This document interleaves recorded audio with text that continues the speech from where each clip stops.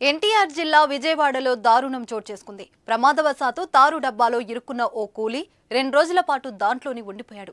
బయటకు రావడానికి వీలు కాకపోవడంతో తారు డబ్బాలోనే నరక యాతన అనుభవించాడు. విజయవాడ గ్రామీణ మండలంలో ఇబ్రాహీంపట్నం పోలీస్ స్టేషన్ పరిధిలో రాయనపాడు దగ్గర రోడ్డు పనులు జరుగుతున్నాయి. బీహార్కు చెందిన కార్మికుడు అక్కడ పనిచేస్తూ సోమవారం ప్రమాదవశాత్తు తారు డబ్బాలో జారిపడిపోయాడు. అతడు ఎంత ప్రయత్నించినా బయటికి రావడం వీలు పడలేదు. ఎవరు గమనించకపోవడంతో తారు డబ్బాలోనే ఉండిపోయాడు. అతడి శరీరాన్ని తారు గట్టిగా పట్టేసింది.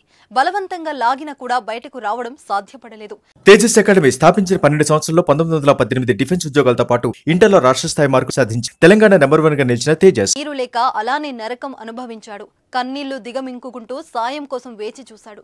కాపాడండి అంటూ కేకలు పెట్టాడు. చివరకు అతడి కేకలు విన్న స్థానికులు మంగళవారం మధ్యాహ్నం బయటకు తీసేందుకు ప్రయత్నించారు. వారి వల్ల కూడా కాకపోవడంతో పోలీసులకు సమాచారం అందించారు.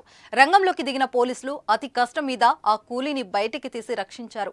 శరీరం స్వల్పంగా కాలడంతో చికిత్స నిమిత్తం విజయవాడలోని ఆసుపత్రికి తరలించి చికిత్స అందిస్తున్నారు. తారు డబ్బాలో ఆ కూలి పూర్తిగా కూరుకుపోయాడు. చివరకు కేకలు విన్న స్థానికులు పోలీసులకు సమాచారం ఇవ్వడంతో అతడిని రక్షించారు.